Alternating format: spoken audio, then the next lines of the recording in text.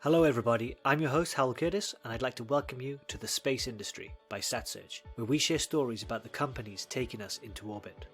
In this podcast, we delve into the opinions and expertise of the people behind the commercial space organisations of today who could become the household names of tomorrow. Before we get started with the episode, remember you can find out more information about the suppliers, products and innovations that are mentioned in this discussion on the global marketplace for space at satsearch.com.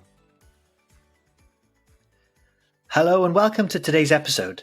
Today we speak to Bert Monna and Alexandra Sokolowski from Hyperion Technologies.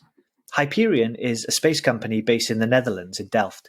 It specializes in high-performance bus components such as laser communication systems, onboard computers, attitude control systems, and propulsion. And today we're going to talk a little bit about innovation and progress in the optical communications sector, sort of a growing area of the space industry that there's been a lot of interest in over the last few years. So, Bert and Alexandra, thank you very much for being with us here today.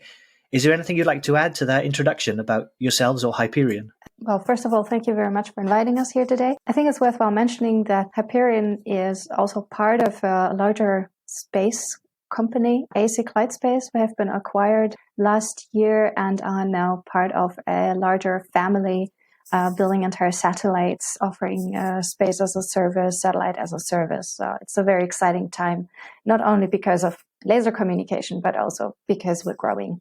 Fantastic. Let's begin with the research aspects of this area. Research in optical communications and its possible adoption in space missions has been going on for arguably more than a decade.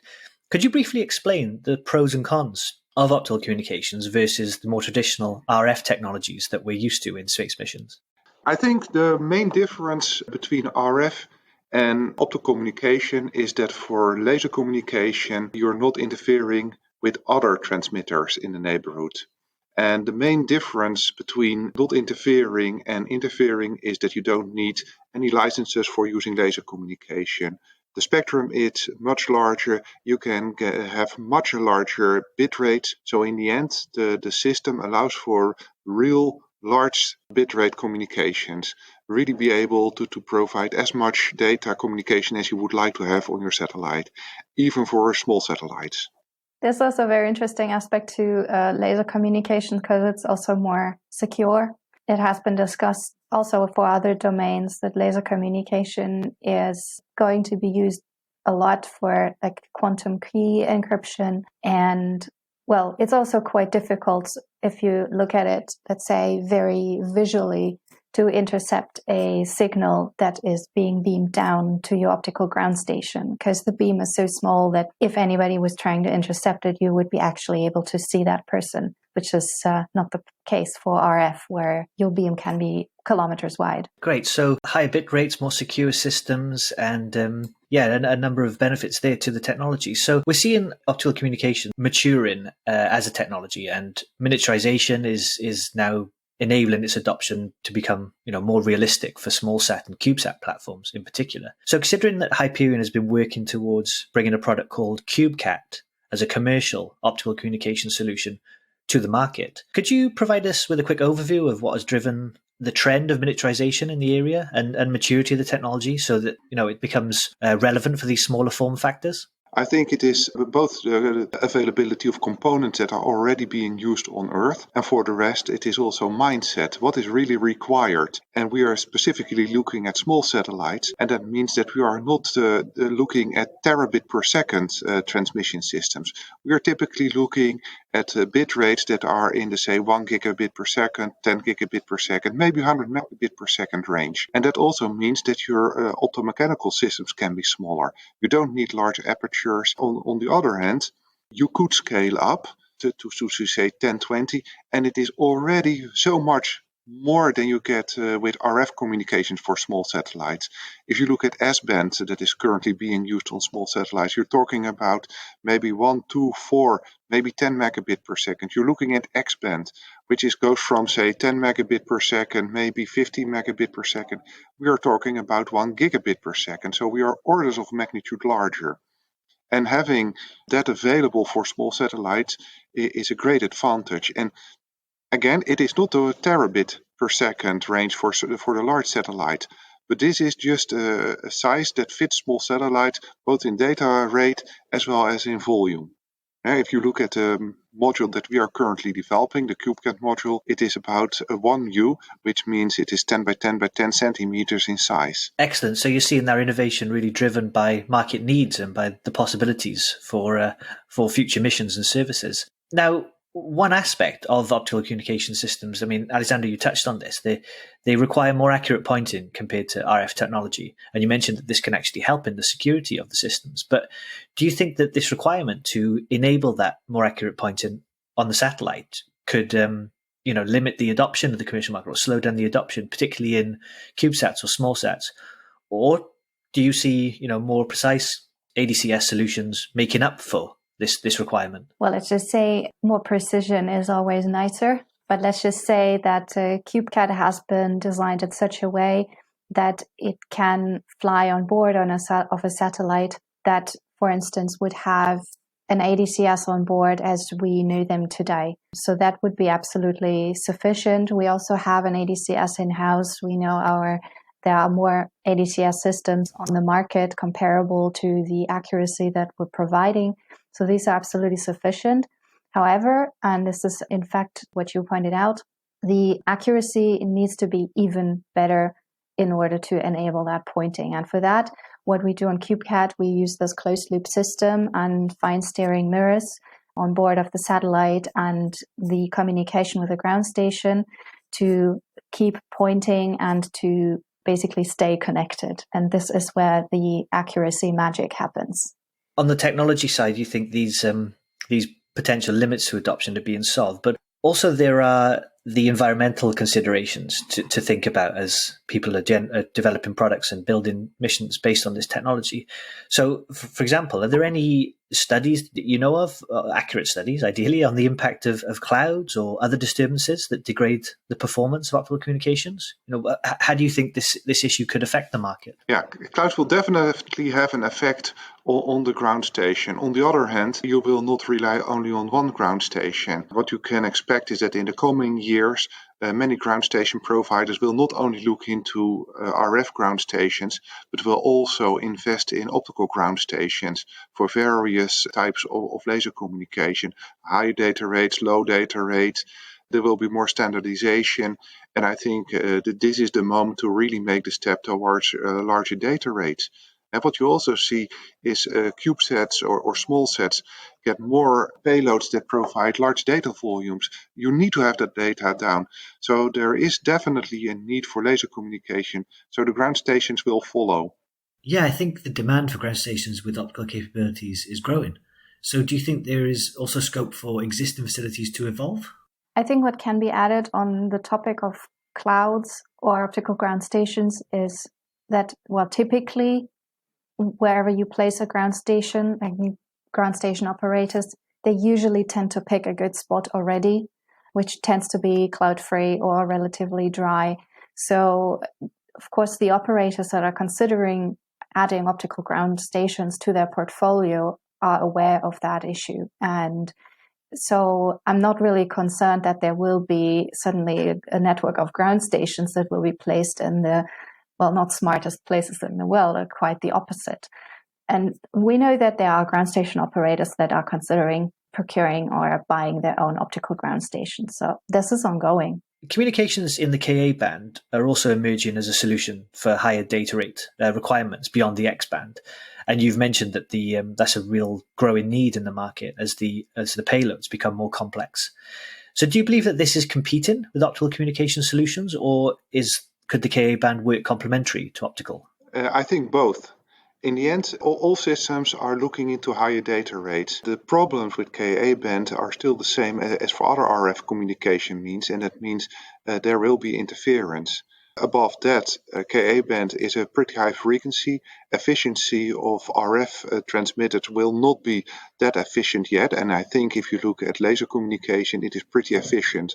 Not only by the components available, but also by the narrow beam width, for example, such that you have all the energy pointing to the ground station, which is really an advantage, and that will not be possible with Ka band in the same level as is possible with laser communication. it would be great to see these sort of more innovative solutions working side by side. And I think that would also open up more opportunities in the market at all levels of the supply chain. And in a similar vein, I guess this question I next have is about the possible applications for optical communications. We've obviously focused so far on the space to ground data transfer, but do you see possible applications in areas such as space to space or even interplanetary space missions? Definitely. I think the terminal we are now looking at, and also competitors are working on, is direct-to-Earth terminals. And this is only the first step. The next step will be inter-satellite communication. It will go to communication to the Moon, to Mars, interplanetary. In the end, it is not limited to low Earth orbit, to ground. So I think this is only the first step. People have to get used to it. It has to be designed in the systems. And in the end, I won't say it will replace radio RF communication. It will be complementary if you want one-to-one links with high data rates. And then it is always useful to look into optical. Interesting. Alexandra, is there anything you'd like to add on that, the possible future applications? Well, let's just say we see that there are a lot of small satellites, or generally a lot of satellites being launched into low Earth orbit. And this is where the biggest market is at the moment. So it's a great, you could almost say, playground for anything that happens after, when we look, for instance, for lunar. But for like applications or immediate applications, any Earth observation mission that has a very data-hungry payload, or would like to increase the sampling rate or the volume or the resolution, this is like the most immediate application that we see in low Earth orbit. Be that for direct to Earth, then also for inter-satellite links. But I personally am also very curious what's going to happen with laser links for lunar applications. I find that very fascinating. So let's see where this journey takes us. Yeah, absolutely. I think it's a bit of a growing trend in the industry on the smaller satellite side that people are looking at how they can extend the advances they've made in technology into other spheres, other application areas. And of course, as you mentioned, the low Earth orbit is the sort of initial testing ground for some of these applications, and particularly the case for new technologies such as your own system. If we bring it back to your own system, so what's the current status of Hyperion's Cubecat, and are there plans in place for in-orbit demonstration, or how far along the scale are we there? So yes, we do have great plans for demonstrating the technology in space on a small satellite. It's going to be flying in 2022 on board of a satellite called NORSAT-TD. And we are very happy that we could get this in-orbit demonstration. Also, thanks to an ESA Starlight program, we won this together with TNO, and we're very happy that we can be flying it for the first time in 2022. Okay, great. Well, best of luck with the mission. But I think we've mentioned the ground segment a couple of times in this podcast already. Can I ask how you're going to get the data down from the optical system? Yeah, absolutely. Well, we're very lucky because TNO is looking at the end-to-end, and they're also developing a demonstrator optical ground station that's going to be in The Hague. And yes, we are aware that The Hague might have a lot of clouds, but this is a different story that we have to address. It's a demonstrator, and it's just very practical to have it close by and to be able to test your technology on site. So this optical ground station is basically going to close the loop and demonstrate two technologies, the optical ground station and the satellite terminal Cubecat. Brilliant. So you're testing the full range there. I think that's a great approach to it. And like I say, best of luck with the mission. Thank you. I would also like to add something to this, and that is that Hyperion is also contributing to the ground segment. And we are developing a detector that can be used for laser communication. We have detectors for 1 gigabit per second, for 10 gigabit per second. And we are working in the Netherlands in a consortium, which is FSO Instruments. And we can provide as a consortium the whole chain from, say, satellites, optical benches, ground stations, etc. Yeah, that's a good way of looking at it. Looking at the whole supply chain there, because a whole ecosystem is going to be required to really accelerate the adoption of optical communication systems. So good luck with the project, and we'll hope to see the results of that. I have a final question for you both, I guess. In more generally, how do you see the the space industry evolve in over the next, say, 3 to 5 years, particularly in the area of satellite communications, beyond what we've discussed already? Are there areas that you're most excited by? Anything that you're worried by? I wonder if you could just give us a brief overview. From my point of view, I think at this very moment we are still looking at a lot of demonstrated prototypes, ideas which can be implemented and can be useful. I think within 5 years we will see a couple of commercial missions that are able to provide inter-satellite links, to make connections to satellites, to make connections to ground, and have an overall communication network. It will not only be the Starlink that is now being worked on, it will also be competitor systems. And it will not only be the US, I also think in Europe we can be an important player. There will be players in India, in China, maybe in Japan. So I think it will grow, and it will grow fast. But first it has to be proven, and we are now at the tipping point. I think within 1 year, 1.5 years, a number of systems have proven itself, and then it can grow incredibly. That is my expectation. I think that this is a really interesting time where we're at now, because I think we are finally getting past the chicken and egg problem. I remember, for instance, when everybody was talking about electrical cars and nobody was buying electrical cars because there were no charging stations. It's that kind of problem. And I think we will just need to have a couple of nations that are, or even consortia, to look at the whole picture and just say, we're going to take the step together and just make it happen, so that the chicken and egg problem is addressed more or less simultaneously, because you kind of need to. And as Bert already mentioned, there are a couple of players out there. There are demonstrators being built. And at first it's going to be individual and one-offs before the market will really take off. But it will definitely take off. Excellent. Well, I think that's a really positive view of the future of the industry. And I personally, I hope you're both right, that we can see this rapid growth. And I think many industries and many different societies stand to benefit from that. Thank you very much to both of you for sharing with us the details today of optical communication systems in general and Hyperion's specific work in this area. I think the audience will have learned quite a lot about this, and it's an exciting topic to keep an eye on for the future. As I said, best of luck with the projects and the IOD missions, and hopefully we can hear back from you at some point soon about progress and other innovation in the space sector. Thank you, both of you. Absolutely. We'd be happy to be back. Thank you too for this nice podcast. To all our listeners, thank you for spending time with us today. Remember, you can find out more about Hyperion Technologies and the company's full portfolio of products and services at the global marketplace for space at satsearch.com.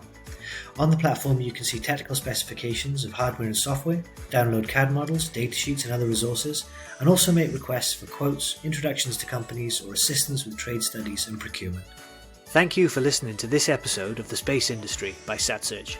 I hope you enjoyed today's story about one of the companies taking us into orbit.